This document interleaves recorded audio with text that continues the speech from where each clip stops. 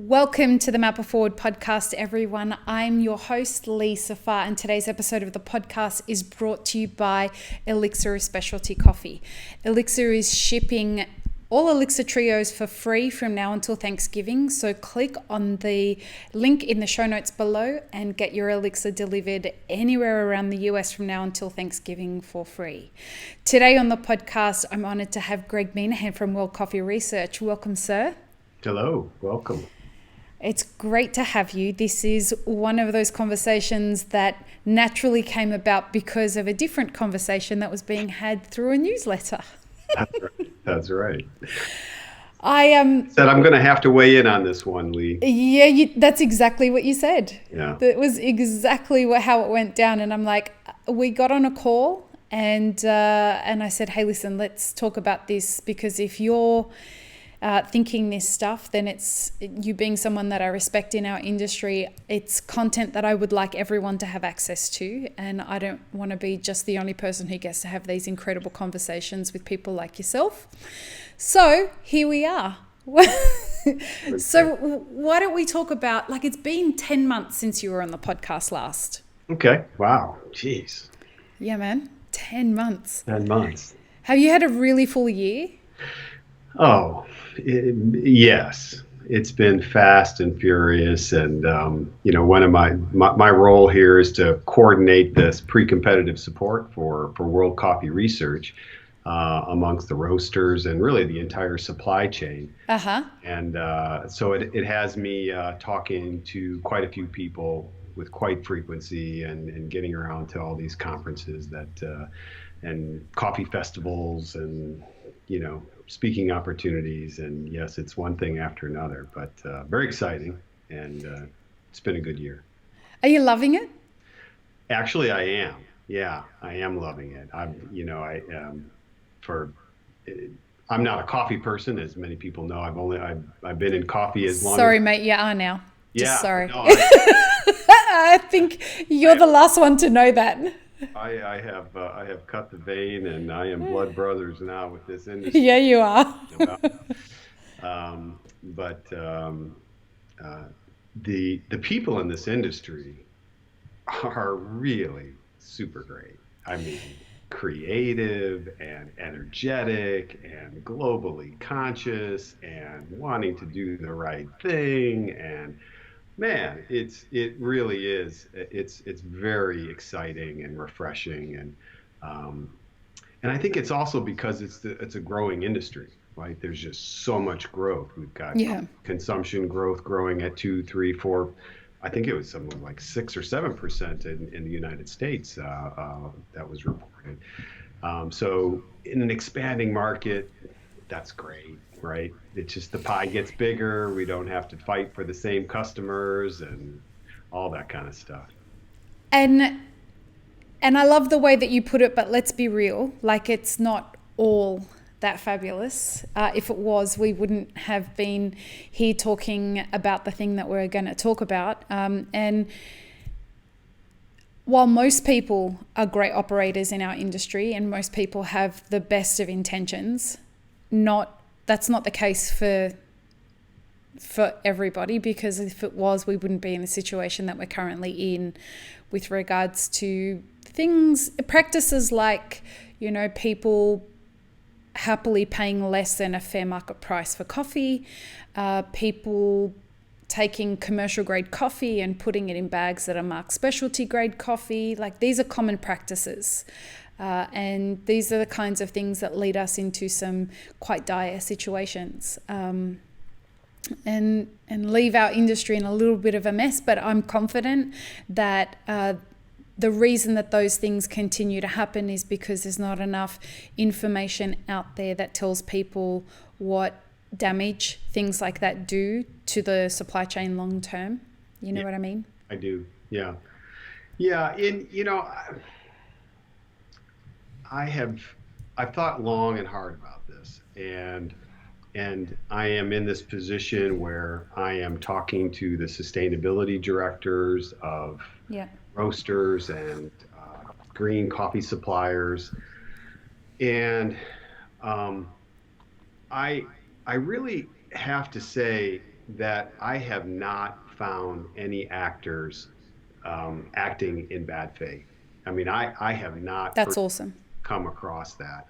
And also, and there's some, there's some characters out there that like to be vilified, by the industry and by smaller players, for instance, JDE, right?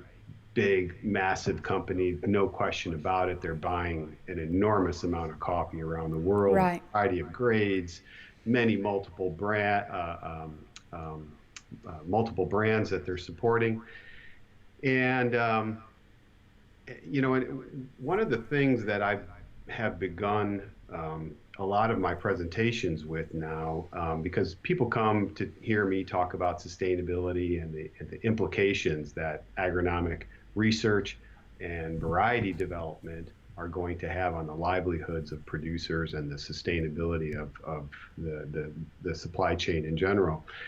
But one of the ways that I start my conversations is that it's really in the last 6, 7 months, the thing that has become so clear to me is that selling the coffee is like the key sustainability activity that needs to happen. And this is exactly the activity that roasters and cafe owners and baristas are all doing, that the craft is about delighting customers, increasing coffee consumption, increasing new people coming in and having a great experience with coffee. And literally, I spent last week, I was in Center Cafe in Costa Rica, and Dunkin' Donuts has their supply chain summit just before that event. And to see the creativity in what they're doing around new products and trying to expand espresso drinks into a group of customers that, typically aren't doing high-end espresso drinks. And it is fantastic, and it's key to farmer well-being. And so marketing and selling that coffee and making the packaging just beautiful and wanting to jump off the shelf and into your shopping basket, all these subscription services, that is actually having a huge impact. And they're ultimately in this C price crisis, as we know, supply is exceeding demand. And this is the key reason for low prices. And so selling the coffee becomes absolutely vital. And I think the other piece too about that, when I say, actors like JDE and Dunkin' and things like that can sometimes get a bad rap, is that it is so vital that the coffee producer sell all the coffee, not just the cream of the crop, right? And no dairy farmer could make ends meet by just selling their cream. They've got to sell all the products that can be made from that dairy. And there's a wide range of products and qualities that are made there.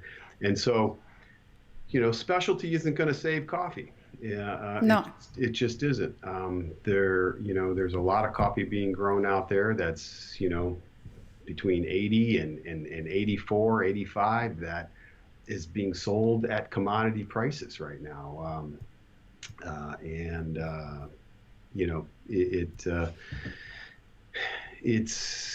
We've got to sell all the coffee, and we can't have these producers, looking for markets and that kind of a thing. So anyways, everybody's marketing activities and everything that the industry is trying to do to sell more coffee is fundamental to the well-being of producers. And so people need to definitely stay focused on that and not feel in any way ashamed of selling that coffee or making, moving those beans through and growing their market share. So you've said a lot there. It's an interesting perspective because something clearly isn't going right.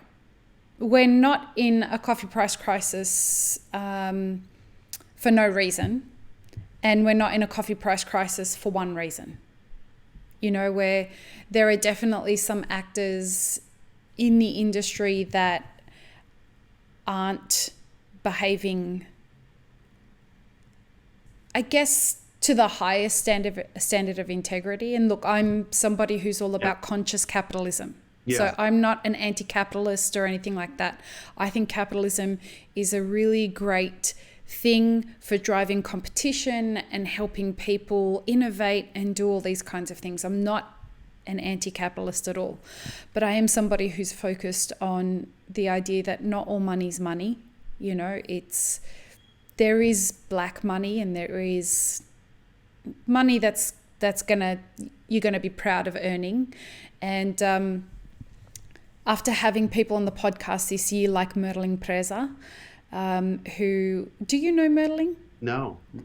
I need to introduce you to her. She is the vice president of CLAC, and she is one of the directors of Fair Trade International, and she looks after smallholder producers for all of Latin America. Great. Yeah, absolutely. And so Myrtling is boots on the ground, helping producers figure out how they're going to move their coffee. And, you know, when she came on the podcast, she had some very real things to say about the Big Five. Big Five meaning the suppliers, so the Big Five, like the Big Five coffee buying companies. Those folks. The JDEs and those Big Five. Yes. Roasters. Okay. Yes. So she had lots to say about what they could be doing better. And so while I think it's wonderful that they have some great intentions, I'm not convinced that they have through and through all the best intentions. I think that we could always, all of us, do better. And the idea that specialty coffee is going to save this clusterfuck is just ridiculous. Yes. It's ridiculous. Well, here's the other piece too, and if you're in, so I have come to this business from the human development business, and, right. And anybody who's in that business has likely read the book. What's it called? Something pedagogy of the oppressed. Okay. This is a really important book, and one of the things that I'm hearing as a theme is that it's really about the people who are in power, and so this is always in a relationship, a buyer is going to be more power over a seller, and where the majority of the conversations about what's happening with the price crisis and what needs to happen for producers, you'll notice that it's very top down, right? So you're talking about the C price, and is this really a fair way of evaluating coffee and things like this? What I ask you, what can a producer do about the C price and the current system of growing coffee? And so when you frame the problem of the low prices in terms of the C market, you are also disempowering the producer, because now it's up to somebody else to save the producer and to come in and do the right thing and be the hero and all that kind of stuff. And this is fundamentally not how it has ever worked in the world with humanity ever. It's always the people who are oppressed by whatever oppression that is, whether it's an economic system or whether it's a governmental system, taking power and taking control of their destiny. And it's about how can you help these individuals to do that. Can I stop you there for a second? Yeah. Something that we are back at a conversation we had last time at around the same time of our last conversation, which is colonialism. Mm. I think that the issue here is the fact that in some weird way, it may not be us, it may have been the people in the industry that came before us and we're carrying on the tradition, but we really have created this problem. Yeah. We created the problem that exists by not recognizing that the industry isn't paying these farmers, these producers, enough money to cover the costs of their production. And we have happily continued that practice in exchange for our own gains. Am I seeing it wrong? I think so, actually, and this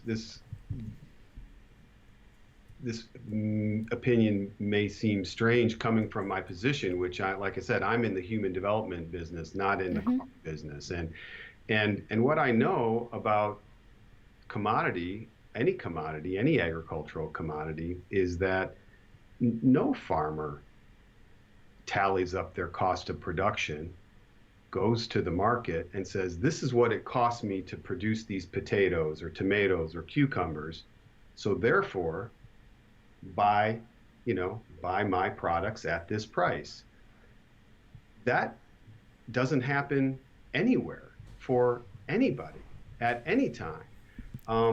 It is always a market based, and it's always supply and demand. When I go to my Saturday market and I'm looking for fresh tomatoes that are in the market, there's a price that has settled down, and this price is based on the supply and the demand for those tomatoes. And for instance, if I brought my tomatoes that I grow in my backyard, well, let me tell you, my cost of production is way high, right? Yeah. I'm not an efficient tomato grower. I do it for a hobby, and I've spent an enormous amount of money on the beds and on the soil and on the fertilizers and all this stuff. And I get a couple, and my yields are low, right? Oregon's not a great place to grow tomatoes. We don't have very warm nights. And so the bottom line is that my cost of production is very, very high, but I don't go to the farmer's market thinking that, hey, this tomato cost me $20 to grow. I've done the math. I see my cost of production, $20 to grow. And so therefore, a fair price for this tomato is $20. But Greg, if it was your livelihood and you went to a market and you had tallied up that it cost you $5 to grow each tomato, you wouldn't accept $1 for a tomato. Well, I might, if I saw that everybody else at the market was selling $1 tomatoes, and therein lies the problem. And I had to figure out, well, how are you able to make money at $1 for these tomatoes, but I can't, but I'm losing money. And this is where I say to turn the conversation about the C price from a disempowering framework to an empowering framework. And this, I think, is where to empower a producer is to give producer the tools and the information they need in order to produce that commodity in the most efficient and profitable way possible. But what if none of the producers, or a tiny, tiny portion of the producers, are coming close to being profitable? Because that's the situation that we're in right now. Only the people who have the very, very big farms that are mechanized and have the benefit of a currency that's in a favorable... Exactly. Right. Are even coming close to even breaking even or making a profit. Right. This is not a situation where this is out of their hands. It's not like those who are in the commercial... Okay, that it's out of their hands. And in this moment of time, it's... Oh, for sure. Listen. In this moment of time, it is out of their hands. Yes. Nobody's going to be able to drive their cost of production down overnight. And the situation that we have now, I sort of equate it to, it's kind of like having a heart attack patient. And and somebody has a Right. heart attack in front of you, you get down on your knees and you begin to apply CPR. Right. You got to keep that blood flowing to keep this person alive until we can get to the hospital where they can get the proper care that they need. And paying more for the green today in order to keep your supply chains alive, in order to keep producers alive during this period of time, absolutely. And the people that are doing it in the industry are doing it at great risk to their businesses, and it's heroic, and it should be applauded, no question about it. However, applying CPR is not exactly a long-term strategy to keep that patient alive and healthy. So you have to think beyond just paying more for the green. You know, we just before we started rolling the tape on this, you and I were talking a little bit, and you stopped me because you wanted it for the podcast. But one of the examples here is where I know a roaster who would commonly say, I don't even know where to find the C price. I don't know what it is. I haven't looked at it for years. And this is a person buying containers and containers of coffee. Okay. This is a person who comes in and is paying a fair price for producers, is multi-year contracts, long-term beneficial relationship with producers. Okay. How is somebody like that not knowing where to find the C price? He could obviously Google it. I'm saying this is what he said. It was his way of saying, I don't buy based on the C price. I don't incorporate the C price into my buying decisions. So somebody along the chain is in. Well, there's no question about it, but he's pretty vertically integrated. He's also growing, and exporting and doing a lot of these things himself. Now, I will say that, this year he reported that he's lost market share. He's lost market share because there have been people who can come in with much cheaper coffee and sell that coffee on the market. And so he's actually, him paying more for the green, which is he's done for years and years and years, has actually beginning to hurt his business. And he's losing market share because there are other roasters that are buying coffee at the C price and are able to undercut in his market what he's offering for similar product.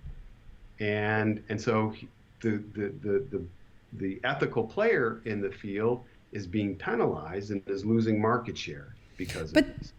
So if I understand it correctly, what you're saying is that here we have a roaster who is he's paying a fair price for coffee. And I assume he's selling it for more because he's buying it for more than what his competitors are.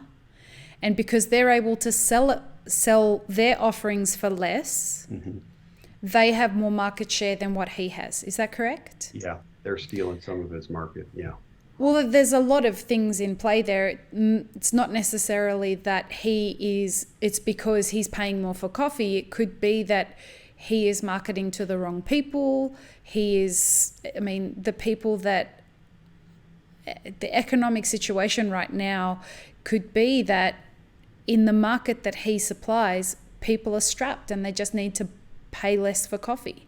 It's not about what we're trying to understand through the podcast and what we have been made aware of from the people that have come on the podcast is it's not whether you buy expensive or cheap coffee.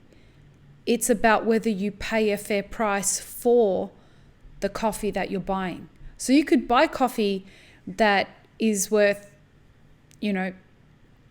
if coffee's being traded for $1.10, like it is on average at the moment on the C, if you're paying $2 for that coffee and that covers the cost of production, that's a fair price. That's what I think that's what everyone's trying to get at with regards to the idea of what you're offering versus what you're paying. Because paying a fairer price for coffee is more important than buying expensive coffee, right? Yeah, absolutely. It's certainly as important. So in that situation, what I'm saying is that when your cost of goods sold, okay, is Mm-hmm. lower than your competitors, it gives you an advantage in the marketplace. It does. You have a cheaper product. So when you go to sell coffee to your offices or to whatever, you're able to, if you have low cost of goods and somebody else has cost of goods that are literally Right. 100% higher, But are okay. they selling the same product? Like, is it the same coffee? Well, it may be for the same coffee consumer. I can't, right? It might be, let's It say, might be different coffee. let's take the example of coffee that is typically sold to businesses for offices, right? So employee break room coffee. I think this is where some of the worst coffee goes because, right? Because employers are trying to minimize that expense, so they're going for the bottom line. They're giving it to employees free, primarily for the caffeine that helps keep the productivity rolling along. So people aren't terribly concerned of whether it's an 85 or an 86 point coffee in the offices. So I really do think that so office coffee is where your 78s to 82s are really going. And in that market, if you're paying $2 a pound for that coffee because that was the cost of production, and somebody comes in and is buying that same coffee or that same quality coffee for $1 a pound, ultimately you're at a disadvantage in the marketplace. And that's my point about it's not an argument to not pay a fair price. It's that paying more than the market price is not a sustainable strategy in the marketplace. You can do it for periods of time. You can pay more for the green for periods of time. But if you're out of whack and your cost of goods is significantly higher than your competitors, that is going to be a negative that's going to weigh down your market growth and your expansion. Right. But to my mind, there, Hmm. like if he was a client that came to me and said, listen, this is the problem that I'm having, that my competitors are getting market share because they're cheaper than me, the first thing I would be asking him is, what are you offering compared to what they're offering? And there's clearly a situation here whereby the customer base Hmm. is happy to take a lesser quality product than what you're offering. And so you're offering the wrong product. Well, yes and no. And what I would caution you against is what you did right there is you projected yourself and your values onto the marketplace. And this is something that we all do. It's a natural thing. But Okay. but Lee, that's not really a realistic view of the a person who's in charge of buying coffee for the office, who may not even know coffee is a cherry that grows on a tree, right? I agree. And Yeah, so, yeah, for sure. right, so she's just making decisions. She has somebody comes in, look at that, that's $600 I can cut right out of my budget because of this thing. And you know what? I wasn't a big fan of that coffee anyways. And so, boom, makes a decision. There's no conversations. There's no Right. opportunity for anybody to come in and to have an ethical discussion about what that office manager has just decided. And so there's hundreds of these decisions that are happening every day, every minute. And ultimately, yes, if you have a good narrative and you understand what's happening, you can bring your customers along on the ride and say, this is what we're doing. But I'm just saying that long term, it's not sustainable. Long term, the only thing Uh, that has ever been sustainable is yeah. is coffee production becoming, or any kind of production, agricultural production becoming more efficient. I agree with you in the sense that an office is not the place to have the sustainability discussion. Right. If it was up to me, if if we could formulate an industry that doesn't require us to have a discussion with the end consumer about our sustainability practices, well, Hmm. we just took responsibility of it without having to wave a fucking flag that showed that we were heroes. That's the way it would go. But when you have a situation where you have two roasters that are selling to an office situation, Hmm. right? Mm-hmm. Roaster A is buying a product that is more expensive, a green product that is more expensive than Roaster B. Mm-hmm. And Roaster B realizes that offices are strapped for cash right now and it's a race to the bottom. Right. And so what Roaster B is going to do, he's going to go into where the clients are that Roaster A has, and he's going to say, we've got a cheaper product. That's right. Now, that doesn't mean that Roaster B hasn't paid a fair price for the coffee that he's purchasing. He's giving them a green product, or he's giving them a roasted product based on a green product that is just cheaper. It doesn't mean he hasn't paid a fair price for it, though. Well, right? Well, yes and no. I mean, at 90 cents a pound, there's no such thing as sustainable coffee. At 90 cents per pound, there's no such thing as, covering the cost of production. No, I agree with you on that point. What I'm suggesting is that when the person who's selling the more expensive product, if he wants, or she or whoever wants to be competitive, they're not being pushed out of the market because they're buying expensive coffee. They're being pushed out of that market because they're not being competitive. And maybe it's not their customer. Maybe that's not the right customer. Maybe the quality and the level of the coffee that they're prepared to buy isn't for that customer. There's if a customer is just looking for the cheapest quality product, right. You can buy coffees that are 78s and still pay a fair price for them.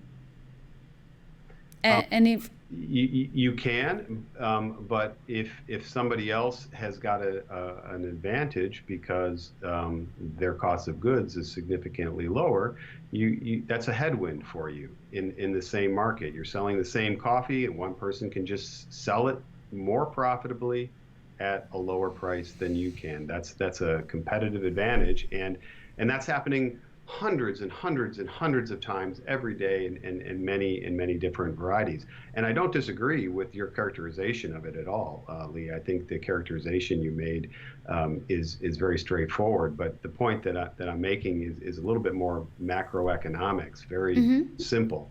If your cost of goods are lower, that's going to give you an advantage in the marketplace. And if you're an ethical person paying more for the green than what the current market price is, that does put you at a disadvantage if you're basically going head to head with the same quality and the same customers. And you've got a variety of different customers. You've got people doing, solubles and ready to drink products and all of these kinds of things. It's just huge quantities of coffee coming out. And boy, a couple cents a pound, you begin to talk real money at that point when you're talking big quantities. So, so I don't disagree with what you're saying, but what I am saying is that paying a fair price for the coffee, no matter what, is something that can be sustained for short periods of time and needs to be sustained, especially in these price fluctuations that are so severe and so long, like we're currently in.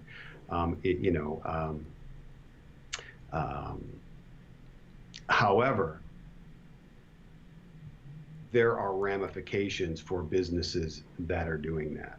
And it really does require a pretty high level of profitability to be able to come in and just sustain a higher level of cost of goods. There's no question that some roasters are more well positioned to do that than others. And obviously, if you have a significant part of your portfolio is in specialty coffee, where the margins are absolutely the highest, that's going to be an area where you are making more money and you can pay more for that. You can make these investments in your producer.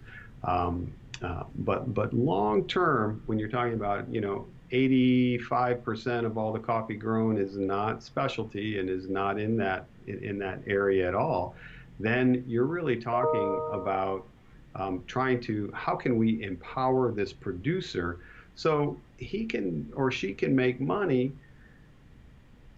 They can survive these price crises, but when the market turns, they can make some bank and they can begin to really do the investments. And over a 10-year period, with the prices going up and going down, you average that out and it becomes, you know what, it's worth it. It's a good business to be in. It's similar kind of risks that the coffee farmer is experiencing as every other farmer is experiencing that is growing a commodity. And that's the direction that I think, that's certainly where World Coffee Research has aligned itself, is being, we're tool makers. We're developing new varieties that produce better, more coffee per hectare, and we're testing agronomic approaches that can scientifically and with statistic accuracy give farmers real data about the most efficient combination of variety and agronomic approach to be able to drive their costs of production down or the quality of their product up, right? Right. So, but this isn't even what we wanted to talk about. No, it's not. And listen, that's why this is live, and that's why this is a conversation and it's not an interview, because this is how a phone call between you and I would go. Yeah, that's right. We would, and that's the point. But that's the point of the way this podcast happens and why it happens like this, is because this is a real conversation that professionals have about stuff that is complex and challenging, and when people don't have the same perspectives on things, and it's healthy. Like it's important to talk these things out so that people hear each other and understand each other's perspectives, and can then go on to ponder for weeks on end later about, well, so Greg said this and Lee said that, and I wonder what I think about that. So this is great. What we did want to talk about, which is, in part leading on from what we were just talking about, is that I did a blog post and a newsletter about people securing the supply chain. And as a kind of a disclaimer here, I, as a rule, I know that specialty and commercial grade coffee are two different industries. They're the same industry, but they're two different industries per se. Not to my mind. In my mind, coffee producers are coffee producers. And the same rules, the same basic fundamental business rules should apply, whether it's specialty or whether it's commodity. It costs a producer a certain amount to make us a pound of coffee. We should at the very least be covering the costs so that they can live to grow another day. Whether that's in specialty or whether that's in commercial, that should be the way. It's not the way it's done, but yes, it should be the way that it's done. Sorry? I say yes and no to that. Well, how can you say no? Right? So this is how I say no. This is how I say no. And again, it just comes back to some fundamentals of macroeconomics. If you fundamentally, you take the 12.5 million coffee farmers or coffee farms that are out there. Yeah. And, all these different countries, all these different buyers and sellers. And you have a system that systematically sustains inefficient production. Okay? And that means that a farmer is going to tell you what they grew that coffee for, and you're just going to pay it because that's the right thing to do. That's not what I'm saying, though. Go ahead, finish your point. So what we have in the market right now is we've got Brazil, who has mechanized a lot of flat land, growing a lot of the dwarf varieties and coming through there. No question about it. And the real is helping their exchange rate. So you've got all these factors going on, and and um, and that's what's happening in Brazil. And so that is definitely setting an enormous pressure on coffee prices because they're growing so much coffee. Okay, Yep. there's no question about it. Um, Now, if if the system is designed so that this is how the system works, you go to a producer, you ask them what it costs to grow their product, and then you take that into account and you pay a fair margin on that cost of production. This is fundamentally means that you're divorcing your buying and selling from supply and demand. And on a macro sense, ultimately, this has always come back around to the producer and been devastating. Okay, it happens in huge economic shocks, and so the question here becomes we have what we really do is we need a little bit finer point understanding of what the problem is, and you know I expect that coffee production in Brazil is going to click right along, and maybe the real goes up, maybe the real goes down, who knows. But the key thing that we're trying to do at this point is there's all these other producers and all these other origins, and they're not making money. And the main way that the industry is responding, like from your perspective, Lee, is to say, hey, find out what the cost of production is, pay a fair price.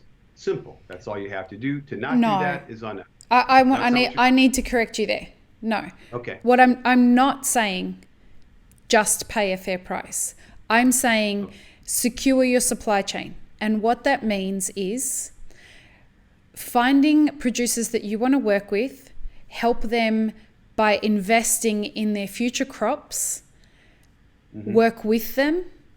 Don't just buy one crop or decide that you're going to buy it, and if it doesn't cup as well as that you were thinking it was going to cup, abandon the crop. It's about building relationships that last, hopefully, for both of you, decades, where you continue to support the growth of the farm by buying the product that they have and incentivizing producers that if they can continue to provide you with a higher quality product than what you expected, that built into the relationship is like some sort of a Quality premium. A quality premium. Sure. We're going to aim for you to, what do you need to, this year you produced an 82. What do you need as a producer in order to produce an 84 in the next couple of years? All right, let's figure that out. If the producer doesn't know what that is, perhaps the investment from the roaster is that they say, well, how about we engage a consultant that can help you figure that out? Right. And that will be the investment that we make. And as a reward for that, we get exclusivity to your crop. Right. So hundreds and hundreds and hundreds and thousands of roasters are doing exactly that. And the model that you've just described. And what you've just described is the specialty coffee market. That's it. That's it. And there's no reason why we can't, as specialty market or as commercial, there's no reason why that can't expand beyond specialty. Why can't the big companies be doing it? Well, when you're buying coffee that's, 75 and bunch of defects and all this kind of stuff, believe me, those producers want to sell their coffee too.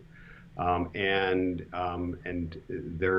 they're going to be willing to sell it at a loss rather than not sell it at all, for sure. Okay, that's where I'm confused. Help me understand that, because from the producers I've personally spoken to, and the videos that I get sent every week, I'm getting one a week and at a minimum now, videos sent to me directly from producers where they're just choosing to cut down their crops now, as opposed to, a lot of these videos come tagged with the hashtag New York Mafia. This was a new term for me this year. I didn't know what that meant. Right. This is what the New York Mafia is doing to us. It's become a buzzword amongst producers. And so more and more producers are choosing to cut down their crops than to sell it for a profit. More and more producers are just abandoning coffee farming because it's no longer profitable. I have personally spoken to them, and I've had people come on the podcast who oversee a bunch of producers that are saying it doesn't make sense to produce coffee anymore.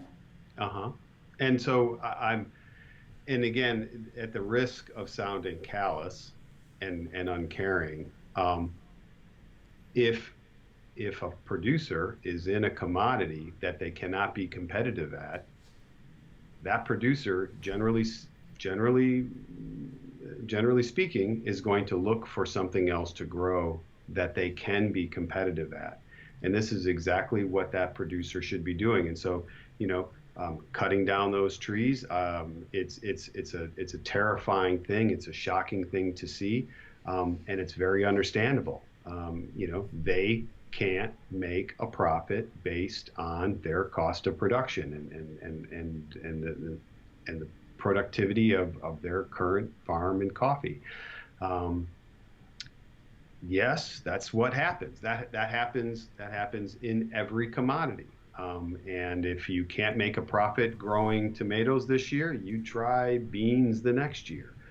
You try to find that sweet spot, and farmers are doing this all the time. They're trading crops and commodities, trying to maximize their profits. And I'm not saying that every it's our responsibility to make sure that every coffee farmer survives. I believe in the idea of the natural flow of markets. Right. So I'm not an idealist in any way, shape, or form. I'm a realist. I also believe in fair economics.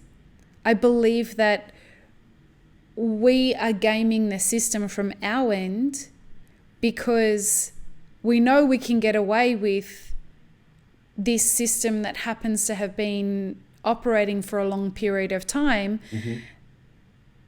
that doesn't create an even playing field for everybody. And that's when it starts to get a bit grey and weird for me. And look, I'm gonna be forever a student of understanding this because it's so complex and whatnot. And that's why I like having conversations with people like you, who are having conversations with people who are much, much, much more important than I am, and much, much more entrenched in the actual day-to-day going-ons of like the big companies, the JDEs and all of those, right?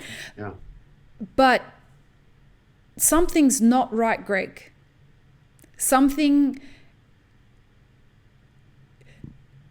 While not everybody has to survive this, I fear that if we don't fix what I think is the actual core problem here, which is that coffee has a brand crisis going on rather than just a coffee crisis.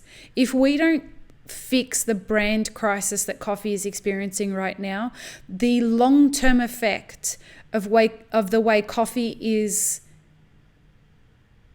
brought to market is going to be a very, very different landscape than what it is today. Yeah, well, there's no question about that. And I think, the concerns that the industry has about the lack of diversity that will be available at origins and these supply chains that can, quite frankly, collapse. Because as you see these farmers cutting down their trees, that there's an interconnectedness of farmers. And this was a little bit to what we were talking about with your newsletter, and this, going in, and the thing that motivated me to reach out to you initially was that, you're saying, boy, secure your supply chains now, right? Pay that fair price, make sure the farmers that you're buying coffee from are being taken care of, And build because relationships. build long-term Yeah. relationships, right? uh, do that, because it's some rough water ahead. I'm here in the rapids, and I'm, up ahead. And so uh, uh, get ready for that. Now, all of that is 100% correct. And my point that I wanted to bring forward was, it's not enough to secure your supply chain, because there is an interconnectedness of producers. Mm-hmm. And when you have, for instance, it's very common that you'll find a producer in a region that is able to sell their coffee for a lot more, for whatever reason. They've got some better processing, or the quality's there, or they have market access, or they have these long-term relationships and multi-year commitments. But around that producer are producers that don't have that benefit, and are selling that don't have that kind of access to market. And so they're selling their coffee at below cost of production. Mm-hmm. And they're not as profitable as that. Now, so as the industry secures, as the specialty industry, okay, which is a small piece of the pie, okay, and quite frankly, I don't even know what it is, but I think it's something like 10%, something like this, of all coffee grown is specialty. I'm fascinated whenever anyone comes on this podcast and tries to tell me what portion it is that's specialty, because how can anybody know? Seriously. Okay. Like, it's when I've asked pretty much, I've asked across the gambit, and I'm like, well, where do you get the numbers from? Where would you get the number from? I've heard everything from 5% to 20%. You'd get it from the trade houses. It's the Sucafinas, the Volcafes, the Ecoms. Oh, they're so honest. They are so willing to give their data out. It's ridiculous. I just love, I love their generosity.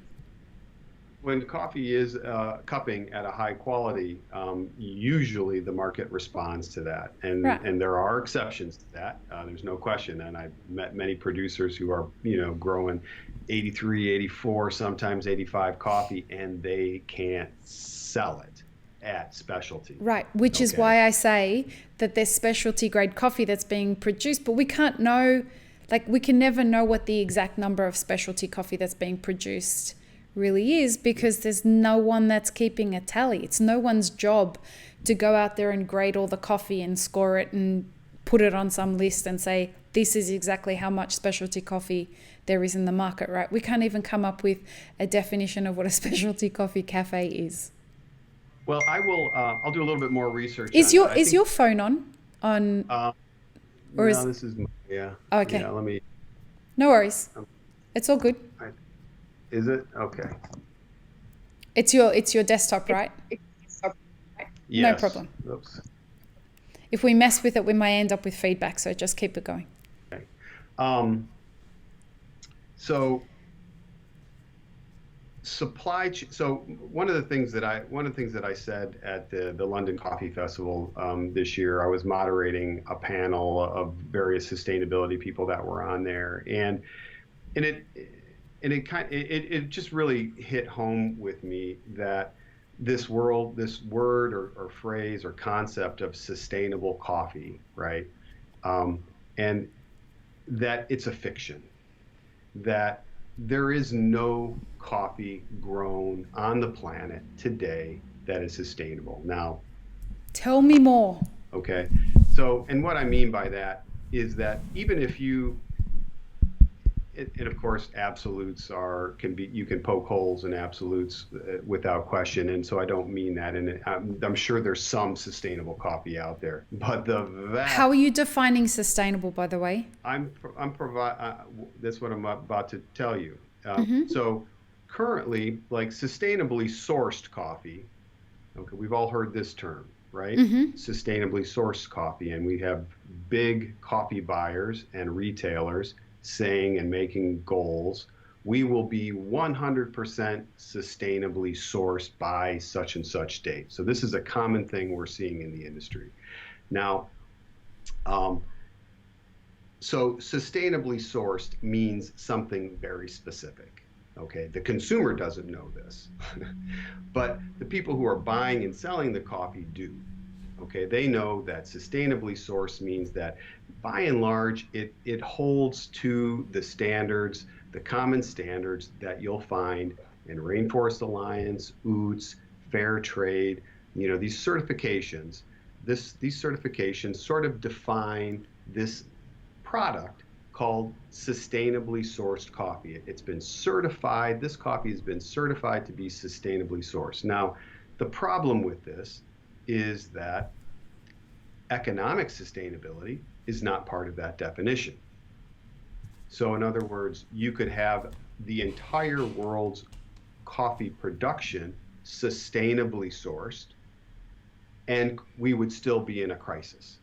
We would still have farmers going out of business. We would still have unfair prices being paid, and there would be absolutely nothing sustainable about the coffee supply chain, even though everybody was buying sustainably sourced coffee. So that's a problem with the term sustainably sourced. I still don't understand what your definition of sustainably sourced is the common criteria that you'll find in any certified coffee. And what is that criteria? This is going to be no child labor, correct utilization of pesticides, a host of criteria that if you get into them and you actually read the fair trade criteria for being certified, you begin to see that most of the criteria on certified coffee are really there are there to serve the purpose to serve as protection to the brands. For instance, the child labor stuff. No coffee brand wants to be associated with, boy, your cup of coffee was picked by a child who should have been in school. This is not the way to sell a lot of coffee. Okay, so there is a certification process that Fair Trade and Rainforest Alliance do that come in and certify certain producers for meeting these standards. And what I'm saying is that those standards, if the entire globe's coffee production met those standards, coffee would be still in a relatively same state that it's in today. Even Fair Trade is trying to give their producers more money. They absolutely want to increase the premium that they're paying to farmers. And it's backfiring on them. They're losing market share for the exact reasons that I described to you in the beginning of this call. Okay? Because there are other certifications out there that don't even pay a premium. All right? And you begin to price yourself out of the market. And so the fair trade farmers begin to sell less and less coffee. Yeah, they may be getting a little bit more money for it, but they sell less and less coffee.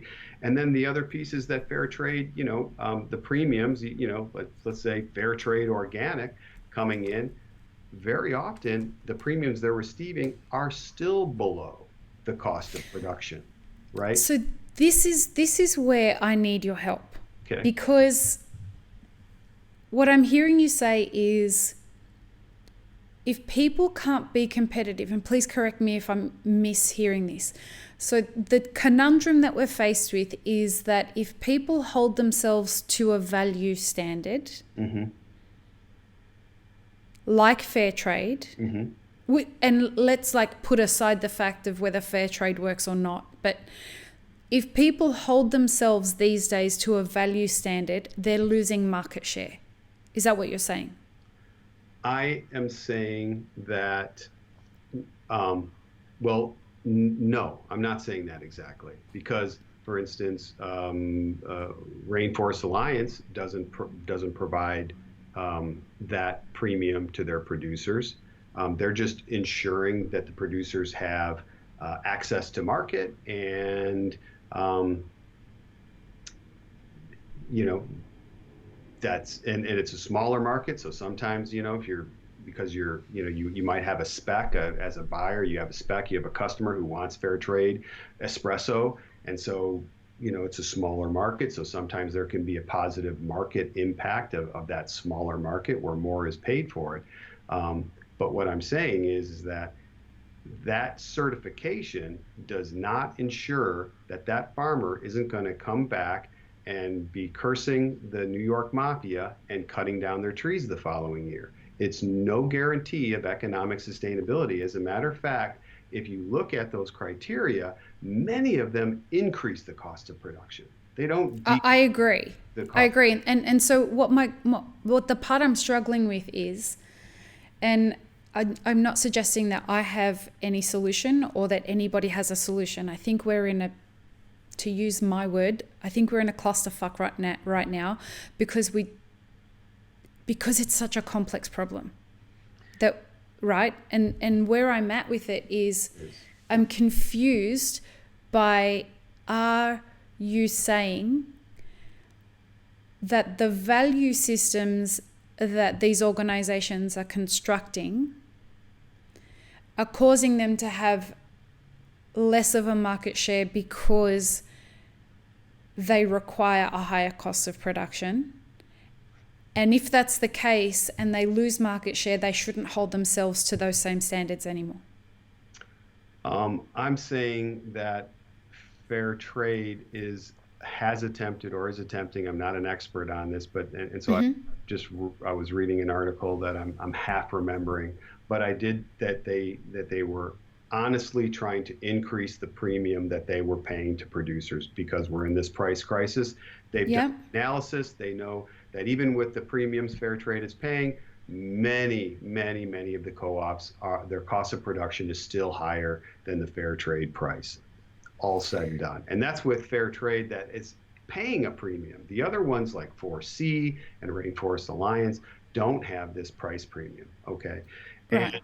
And what's happening is that when you make that coffee more expensive, but the coffee itself isn't more valuable, because that market forces come to play. You're right. I get that part, right? Market forces are going to come to play because if Bob's selling it cheaper than Peter, Bob's going to be the person that people are going to buy from if it's the same product. If it's the same product. I understand that. And I get that. And it's most likely that Peter's going to end up out of business. Unless he can find some overly empathetic asshole in America that's going to come and say, yes, I'll pay you more just because I want to do the right thing. The likelihood of that happening is not high. So if specialty is buying 10% of the coffee, in which you and I, we don't know exactly what that number is, but that's a let's extrapolate that and say 1 in 10 would be that player that comes down. That 1 in 10 person does not solve the price crisis, does not make coffee sustainable. And so my point at the London Coffee Festival was, you know what the industry needs to do is a lot more truth telling here and a lot more honesty and a lot more transparency. What we need to be telling our customers is this coffee you're buying, not sustainable. Now, I paid a fair price for it. I have a long-term relationship with the coffee producer that buys it, but I'm just one coffee buyer. And you know what? This coffee producer has 27 neighbors all around her, okay? And those 27 neighbors, I can't buy their coffee. They're all selling at the C price, and some of them are beginning to cut down the trees. Some of them are also, the insects are coming in and beginning to destroy their crops because they can't feed the plants properly, so the plants are weak. And guess what that's doing? If you've got broca, a little bug that comes in and eats a hole in a bean, if you've got broca in the farm next to you and you're doing everything right in terms of maintenance on your farm, you might as well not be doing anything because it's only a matter of time. It's only a matter of time. You have to work together. And so because the interconnectedness of farmers is so critical to the supply chain. So for instance, you can imagine that the farmer that's being paid a fair price, they survive this C price, but they're watching their neighbors drop. They're watching their neighbors cut out. Well, what happens is now as a producer, my access to inputs becomes much more difficult because there's less of a market for this kind of fertilizer. My access to transportation to move my coffee from my field to the port or to the wet mill or whatever is significantly higher because now only one person is left serving my area because we just don't have the volume for coffee anymore. The wet mills go out of business because they don't have the quantity of coffee coming in. So now, as the one remaining coffee farmer that was sustainably being paid at a fair price, now the mill I used to take my coffee to is no longer in business. The dry mill. Oh, look at this. Now I don't have the same number of buyers coming down to this region anymore because I'm the only game in town, and buyers used to come to this region all the time. So these are all examples of how even if you are locking down your own supply chain, paying a fair price, okay, it's not enough.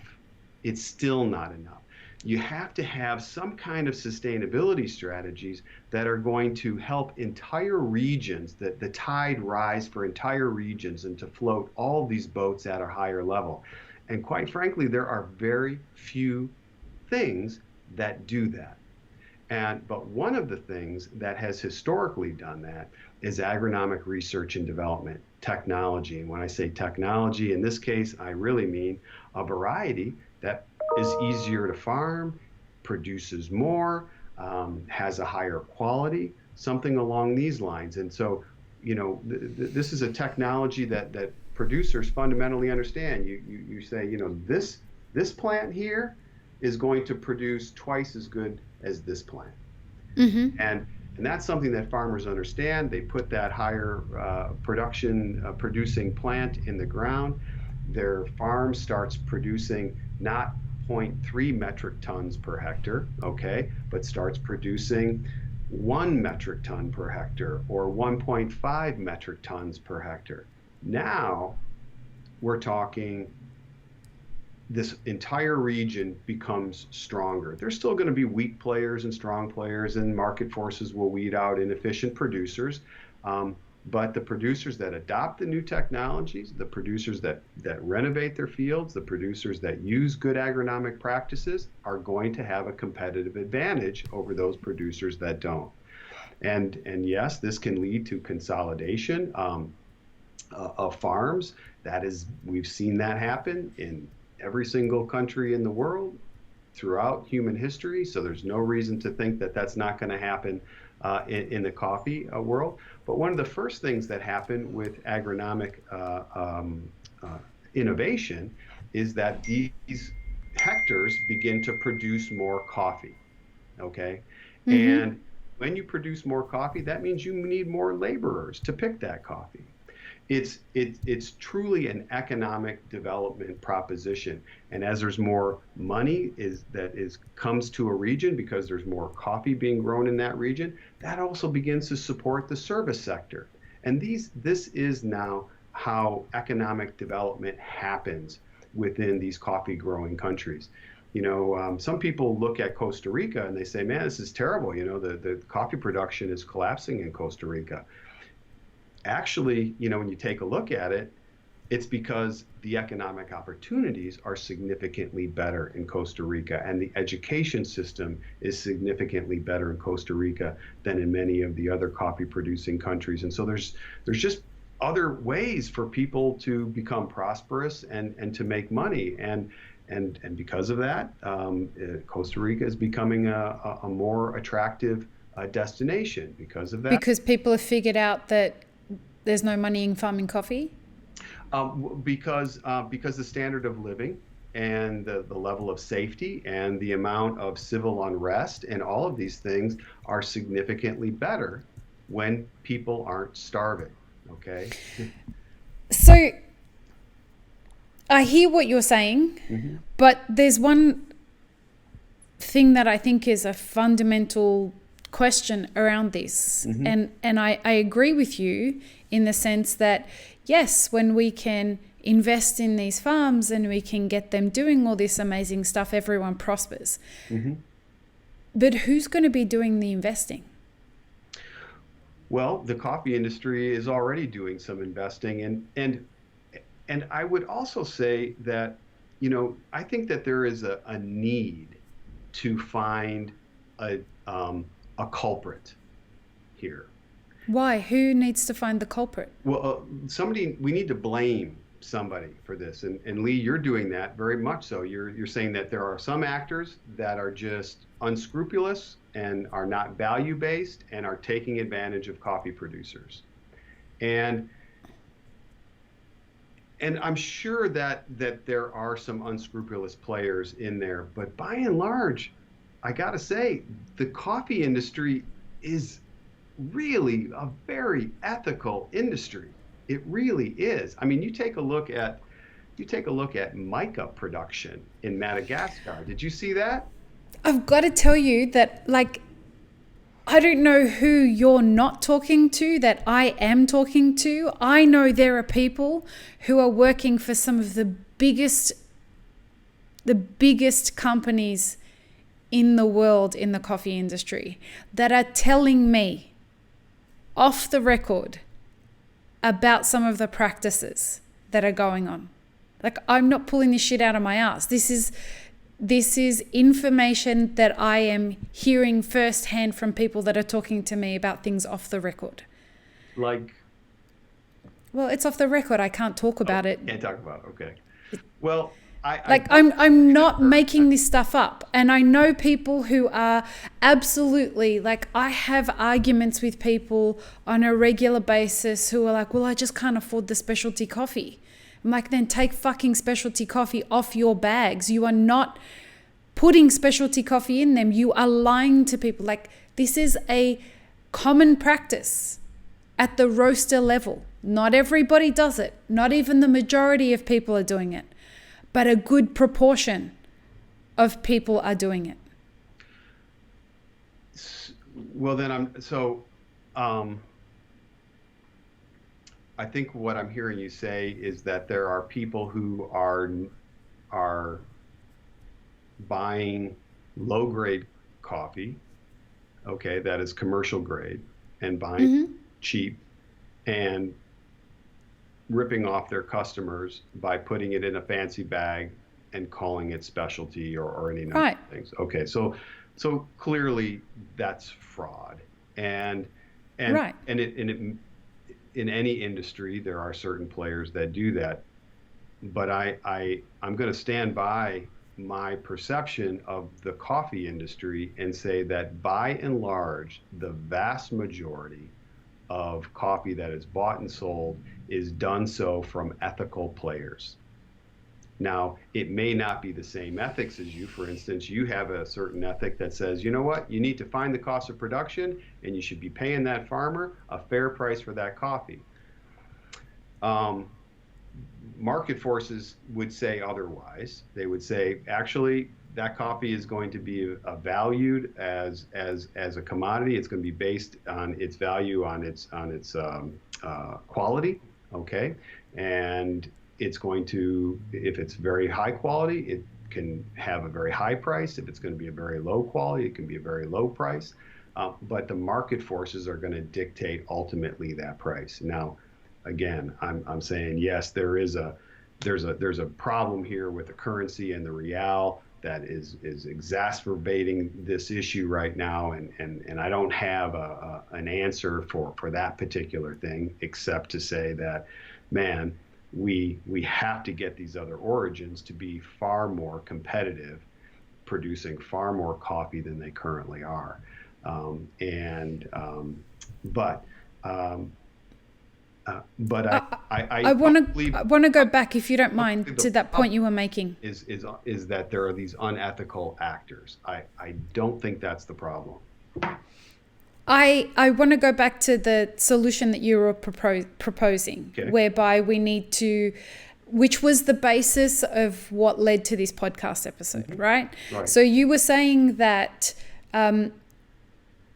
if one person at this end of the supply chain, this end being the roaster, right? If the roaster turns around and does like what we're suggesting by we I'm saying map it forward, and goes through the effort of building relationships, specialty or not. Like, I'm not saying don't buy commercial grade coffee. What I'm saying is, if you want to buy commercial grade coffee, go and build a relationship with a farmer that grows commercial grade coffee and help them secure their stability long term by building that relationship and having contracts and et cetera, right? Mm-hmm.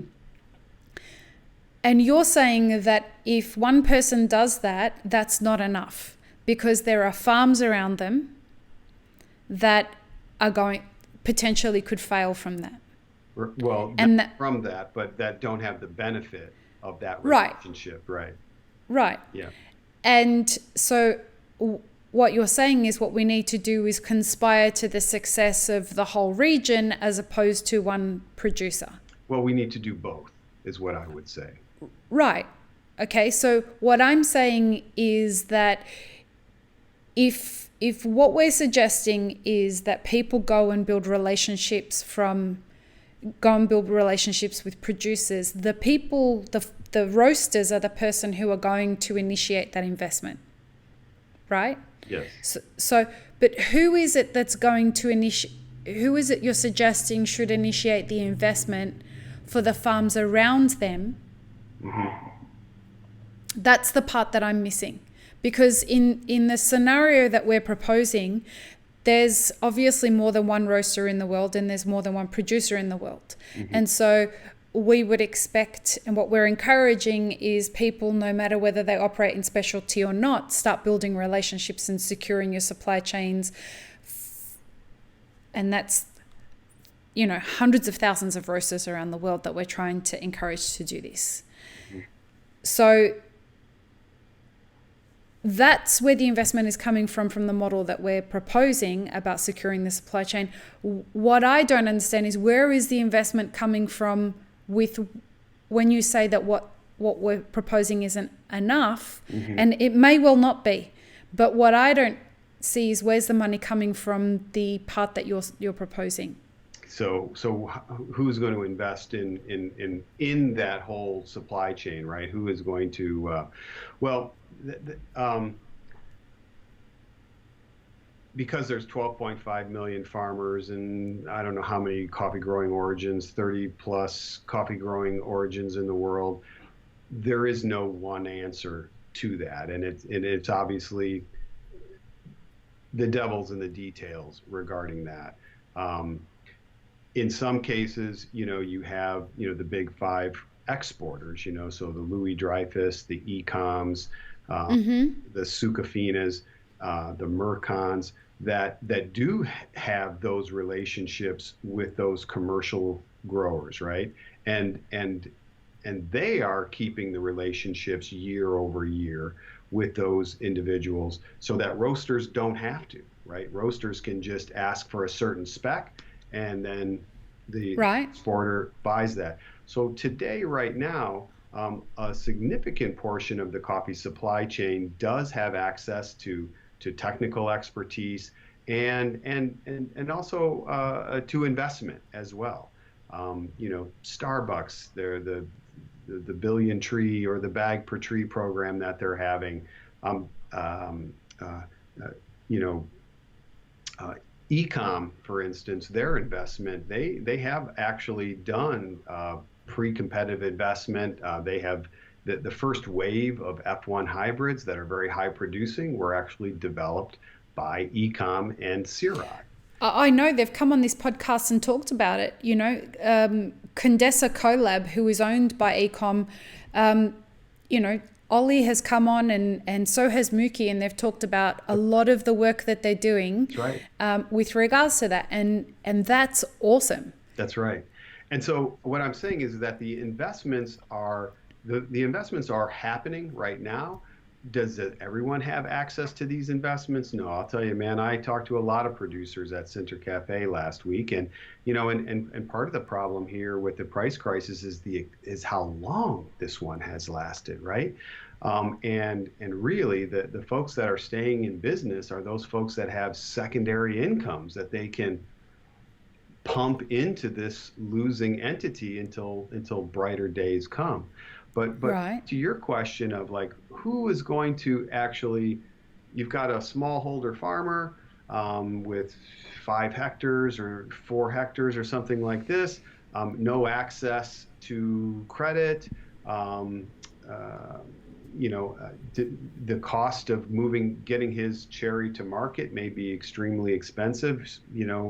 As we know, the difference between FOB price and farm gate can be anywhere from 10% to 40% of the sale. There's some issues there with lack of transparency and things that are happening in that regard. Um, but um, but by and large, investment seeks return. That's it. And if you can provide the precursors for a farmer being able to have return, so you give them a technology, a plant that can be profitable, and a agronomic protocol that can help them to achieve the quality and the cost of production that is necessary, then again, these are sort of these fundamental macroeconomic factors. If you can make money back, you will, macroeconomically speaking, be able to get the investment to those producers. And I know enough of producers who are currently indebted, okay, from past crises. And so, how are they indebted? They are indebted because somebody loaned them money and maybe At 50%. at an exorbitant rate. But the question about who is going to invest in coffee farms, uh, you know, coffee farmers are going to invest in coffee farms. Supply chain actors are going to invest in coffee farms. Why would anyone invest in coffee farms right now? I'm confused as to, with the coffee crisis the way that it is, and with yields the way that they are, why would anybody invest in coffee farming right now? I heard a trader say this, and there's some truth to it, and it's as brutal as you would think like a trader is. But they said when it comes to commodities, there is no better cure for low prices than low prices. Yeah. Okay. And so what that means is that eventually these prices are going to rebound. And Are they? they most certainly will. There's no question about it. When you have farmers cutting their trees down, when you have farmers that are starving their plants because they can't afford the inputs, when you take throw in some climate change there and some, the wider range of issues that are happening regarding weather and climate that are adding risk to producers, there's no question that, coffee consumption growth kind of grows at this smooth line. And apparently so does yield right now. Well, it's not like... Actually not. Yield goes up and down, because in Brazil, for instance, you can take a look at their annual production, and it is literally an up and down with an upward trend. And that's because the plant is a plant and it produces big one year and then it uses a lot of its energy. So it just physically can't produce that much coffee in the next year. So there's a cycle built into coffee. And you can take a look at production rates and consumption rates over the last 15 years, and you can see, some years it's way high, some years it's down low, and when it's down low below, prices go up. Now, what's going on with this 2 or 3 year run of oversupply? That's a good question. This is the 4th year, no? That's what the statistics are showing us. This is what the numbers are. This is 4 years in a row that supply has outstripped demand. So, and it's maybe been acute in the last 3 years. So the prices have really, once they hit that, maybe it's a psychological marker of $1 or something like that. Everybody, his hair went on fire, but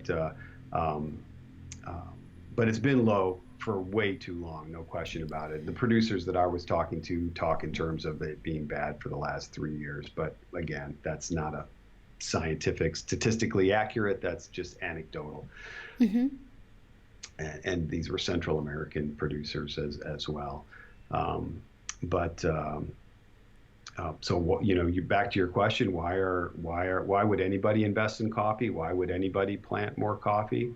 I think people are planting more coffee because the trend is, you just can't argue with it. It's coffee consumption is growing at 3%, 4% a year.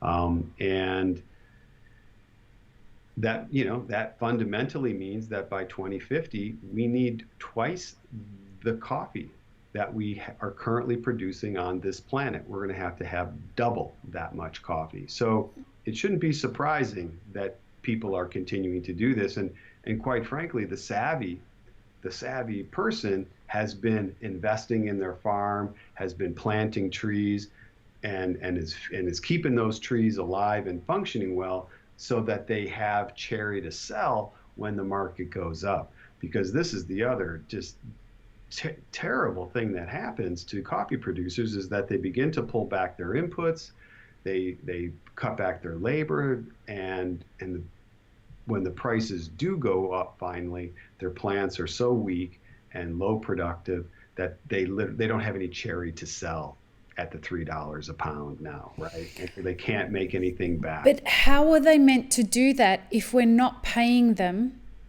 what it costs them to produce the coffee in the first place? Right. And so this is back to the analogy of the CPR piece, right? So if you want to secure your supply chain for next year, you better pay more for the green this year. You better make sure that farmer has enough. That's what we're saying, though. That's what the email was about. That's what the newsletter was saying. Yeah, secure your supply chain. I wasn't disagreeing. I was saying that there's two things you need to do. You need to secure your supply chain, but then you need to go to the systemic issue, which is cost of production, technology that can be rolled out and scaled across entire regions. And again, teaching a farmer how to stump, or teaching a farmer good agricultural practices, these activities are currently happening in the market in a competitive way. In other words, I'm going to secure my supply chain. I'm going to invest in my farmers. I'm going to make sure they have the inputs they need. I'm going to make sure they have the money that they need, because when everybody else starts to go under, I'm still going to have my supply of coffee. So that is a competitive sustainability activity. And what I wanted to say here as the main point is, that's just not enough to call your coffee sustainable. It's just not enough. You also have to be investing in something that's pre-competitive, that helps to raise all boats, all producers, whether they're in your supply chain or not. And this is the piece that the industry is not very good at, Lee. This is the piece that they're not good. They're great at the sustainability investments, quite frankly. We're spending quite a bit of money going into our own supply chains and helping those producers produce better and giving them good plant material and the rest of it. But that's not enough to call the coffee sustainable, because even then, if that region's coffee growing goes under, if you begin, I have some great graphs about the production levels in East Africa and in Central American countries, and you can just see there's a lot of countries that are just, their production levels are very flat. And what you see over here in Brazil is, you see this going up like this. What you see in Vietnam are these curves that are eclipsing. Vietnam producing 3 metric tons per hectare, okay? 3 metric tons per hectare. In Kenya and East Africa, we're talking 0.3, okay? This is the problem, is that what we need here is, we need a strategy that is going to preserve the origins that we have come to know and love. And why do we need to preserve these origins? As a roaster, I need these origins to make my products. I need product differentiation. I need colors to paint with in my blends. And I need that Kenyan, I need that Ethiopian, I need these unique flavor profiles in order to make a unique blend and differentiate myself from the market. If everybody has to buy their coffee from just a couple origins, man, what's going to happen is that's actually going to reduce the creativity, reduce the production of new products coming into the market, and that has a negative impact on total amount of coffee sold. And that is the death knell to producers. Less coffee being sold. And so, um, so my point to you was, yes, absolutely, secure your supply chains, but you have to also include in your sustainability portfolio some strategy that is going to be pre-competitive. And there are certain activities that are that really lend themselves to competitive sustainability activities. So, Like what? um, extension services, farmer education, absolutely coming in. And who's doing that? Like let's say the average roaster, right? The average roaster is going to the effort of securing their supply chain, and World Coffee Research is saying that that's not enough. All right, so that roaster says, all right, what else do you want me to do? Right. What do you want the average roaster to do? Well, this is a good question, and this is where I'm at risk of sounding like very self-serving, because in coffee production, in coffee roasting, it's been very difficult to invest pre-competitively. There just aren't opportunities. How does a roaster invest in variety development, in the genetic improvement of the variety? How do they do that? They've never been able to do that before. WCR is a new entity in the market that is actually opening the door to roasters and exporters to invest in this pre-competitive way. How do they do that, Greg? Like, I'm trying to understand what the meat of this is. That is that they begin financially supporting WCR and making investments in agronomic research and development, in the variety development, in the work that we're currently doing. We've got mechanisms for doing that. We have something called a Checkoff Program, where roasters can work with, like Odessa is part of this program. They are managing. A roaster can go to Odessa and say, hey, I want to do the WCR Checkoff Program, and I want to pay 2 pennies more per kilogram for this coffee that I'm buying. And I want you to collect that on my invoice and pass that through to WCR. So this is something that WCR is putting together, where we have roasters out there that can now sort of opt into their supply chain, build into the cost of goods sold research and development. That has never been an option that roasters or coffee retailers have had before. You'll be surprised to know Dunkin' Donuts, okay? Not exactly known, with their foam cups and everything else for high marks on the sustainability area. Well, in this area, they're a leader. They're actually paying a half a penny a pound on their original roast being sold in the United States. This is an enormous amount of coffee. And let me tell you, it is having an enormous impact on WCR. And do they get to put some sort of a marketing spiel on their website that says to them that they've done that? Well, we hope they do, and we're working with them so that they can do, because they are an industry leader, and we want them to say, listen, we're doing this thing pre-competitively. We're buying our coffee from all of these origins. We're buying it through the big export import houses. It's very hard for us to have traceability on our coffee.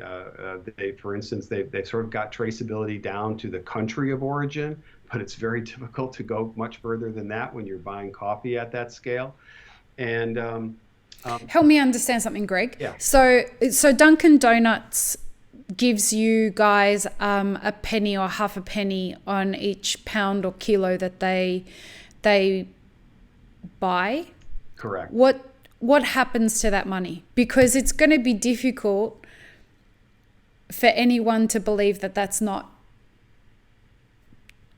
an effort at greenwashing.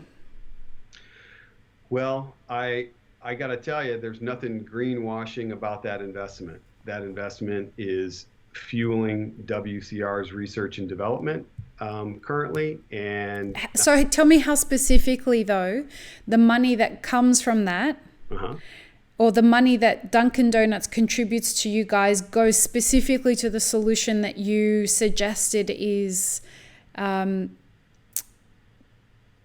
what's going to fix this situation? Well, it's deposited in the WCR bank account. I mean, it becomes resources that we use to pay agronomists in the field, to run our multi-location variety trials, to pay our breeders, and to do the data collection on all this data that's happening around. WCR has grown from 2016 to today. We've at 2016 we were about $1.2 million a year. Okay. It's not very much money, okay, for a global organization with what we were trying to do. Today, we're probably in the $4 to $4.5 million. Okay, so in 3 years, we've increased our resources. We've also increased our staff pretty significantly because our global trials just require that. We've got about 300 on-farm technical trials going right now with plans to put in another 200 next year. We've got multi-location variety trials in 27 different countries. We're doing molecular breeding, advanced research, all of these things. This is the only thing WCR does. And so if you're asking about is that money being well spent, then that's not a question really to Duncan. That's really a question. I'm not asking, yeah. That's not the question that I'm asking. What I'm asking is like, what value does that provide to Dunkin' Donuts other than them being able to say that they contributed the money to WCR? Because I'm guaranteeing you that much money is nothing to Dunkin' Donuts.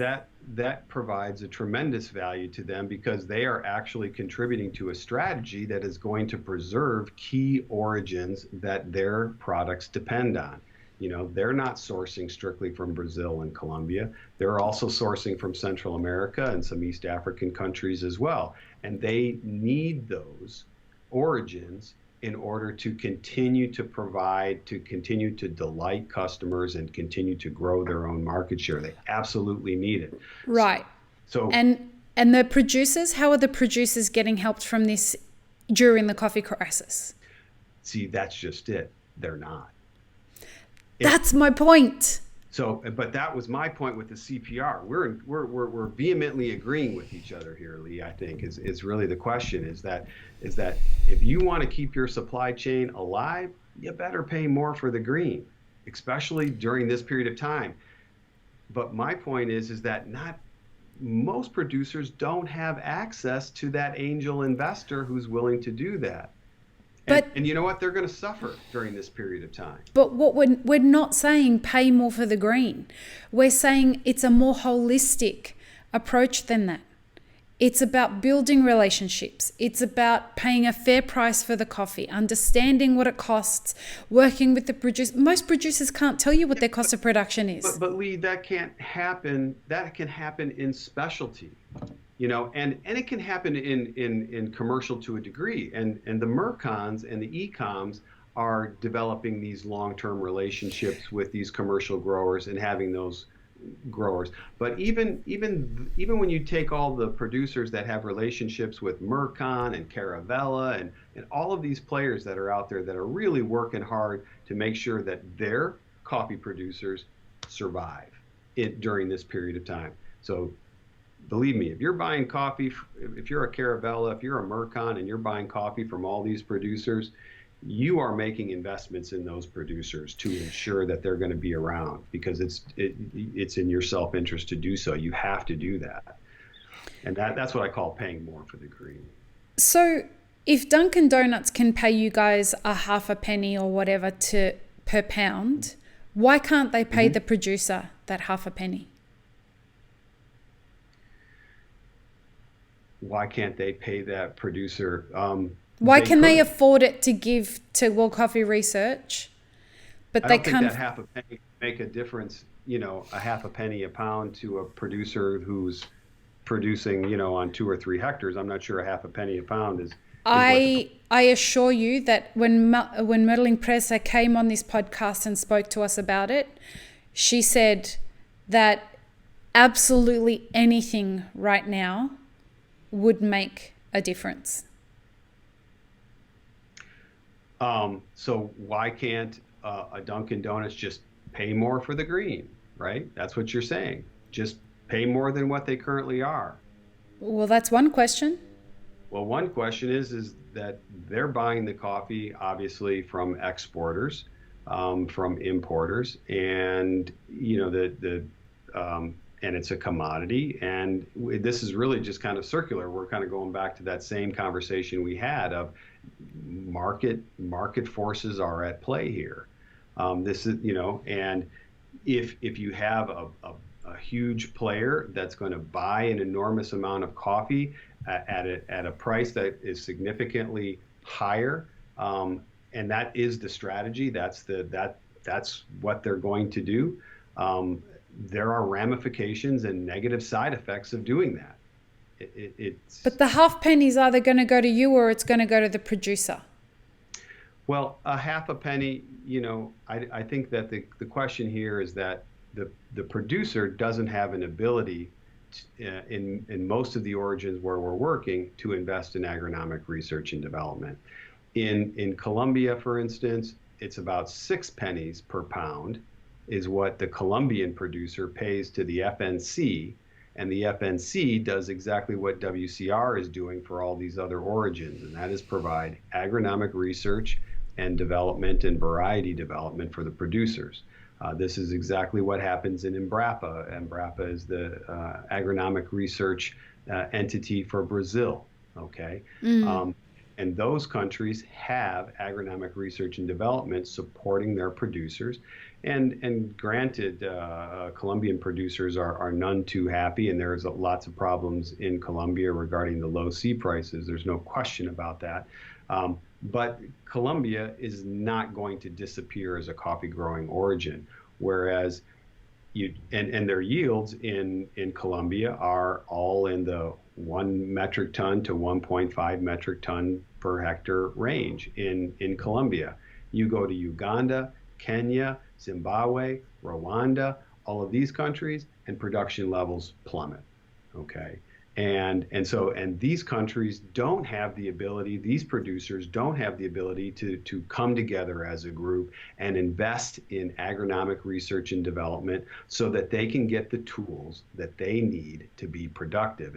And this is the point that we started this conversation off with, which is fundamentally what the industry needs to do is provide, have a sustainability strategy that is empowering of producers, that gives them the tools in order to survive. And just paying more for the green, to me, that's kind of a rich white.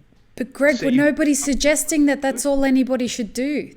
My email did not suggest that at all. My newsletter, the blog post did not suggest in any way, shape, or form that all you need to do is pay more for green.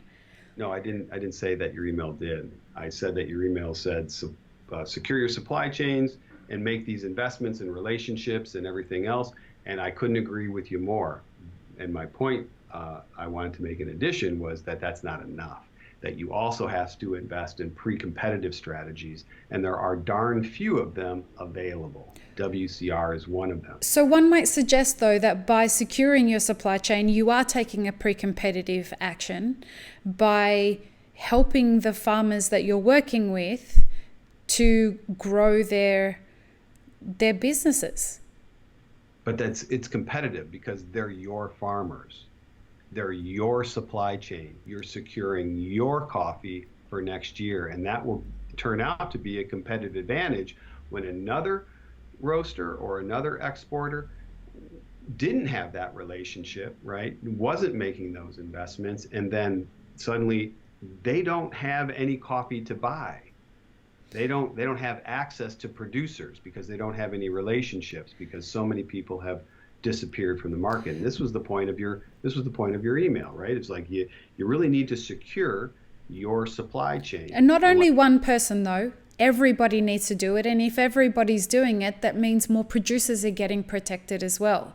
For example, Enrique Lopez in Mexico. Shout out to Enrique. Enrique in Oaxaca is doing amazing things with regards to his coffee. Everybody wants it. He can't produce enough of it. and the farms around him were struggling.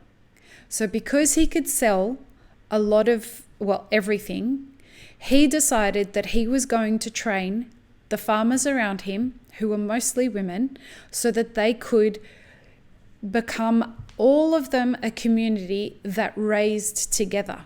Now, the reason that he was doing so well was because you had roasters like Merit Coffee and Toby's Estate in Australia having direct relationships and investments with Enrique. And they would go in there and they would make sure that he was taken care of with regards to everything that he needed to produce the crops that he had.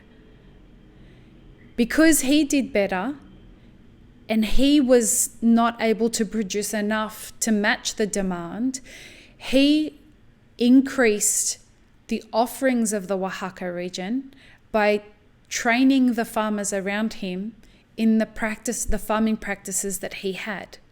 And so he is elevating everybody around there. So by these few roasters, and there are others who want access to Enrique. I know Christopher from Phoenix in Cleveland. He's trying to get access to that coffee as well. But there's not enough of it.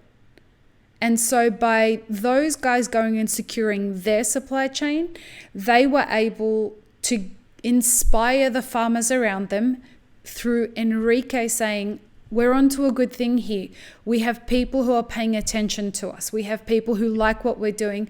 Let's everyone get better and let me teach you how. Yeah. Well, I think you're making a great point, and you're making the case that you're really demonstrating that farmers are interconnected, and when you come into a specific farm and you prosper that farm, like Enrique's obviously he's growing some great varietals, and he's utilizing technology. He's a very technical producer, and that's one of the reasons he's profitable. And what he's doing is he's going out to the farmers in his region, and he's helping them. Okay, now that is fantastic, and I haven't heard very many anecdotes of that happening, but I have heard that there's an interconnectedness of producers, and this is key. I have heard that you have a farmer that has 300, 400 hectares. If that farmer goes out of business, man, the other farmers that are marginal or have smaller land holdings, they're completely in danger. There's no question about it. And from a strategic point of view, you're making a case for making very specific investments in a certain type of farmer that has the potential to help his or her neighbors increase their production and provide assistance in that way. So I think that's fantastic. I think it's great. I don't think it's a global strategy. I still think that you're talking about these farmers that can prosper in this way are farmers that are going to have long-term relationships with specialty roasters that are growing, that are exceptional. And the reality is 12.5 million coffee producers. There's not 12.5 million exceptional coffee producers that are out there. And so I would also say that Enrique has benefited from agronomic research and development. He's an early adopter. I'm pretty sure he's got the F1s going in Mexico there, and is producing a lot of coffee that's cupping very well. From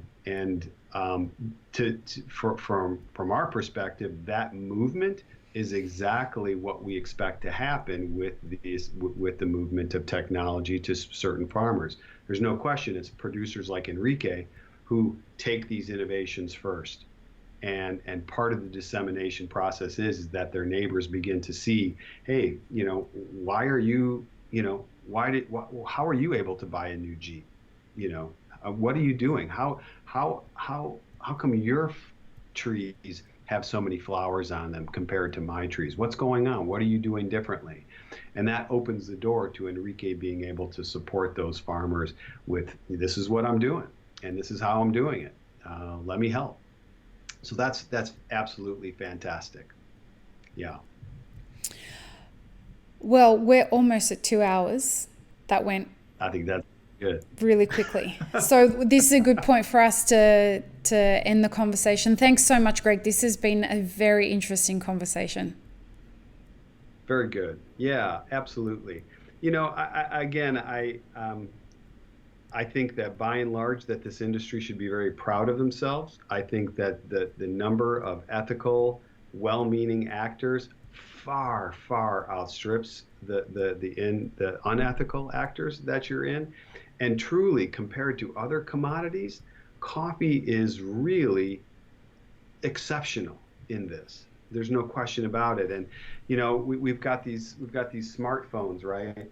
That have the mica insulators in, that are part of the electronics, and nobody is raising a fuss about that right now. And the fact that so many people like you and so many roasters are actually just racking their brains to try to figure out, how do we fix this thing? It's complicated, it's difficult, there's no silver bullet. How do we do this? To me, this is what makes the coffee industry exceptional. And this is a guy who's coming in from the outside. And I hear you, but just because everybody else is doing a really shit job, that doesn't mean we get to give ourselves a thumbs up because we're just doing a shit job. You know what I'm saying? Well, like the situation, the situation has been gone left unchecked for far too long, and we have a massive task ahead of us, and we have to get it done. Absolutely. Absolutely. The fact, and I would say the thing that we have to get done is we've got to help these producers produce the coffee in a way that allows them to survive in a price crisis and thrive when the prices go up.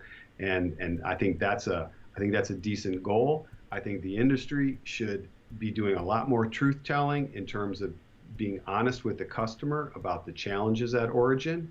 And instead of saying, hey, my supply chain is buttoned down or my coffee is certified, being able to say, here's my plan for continuous improvement.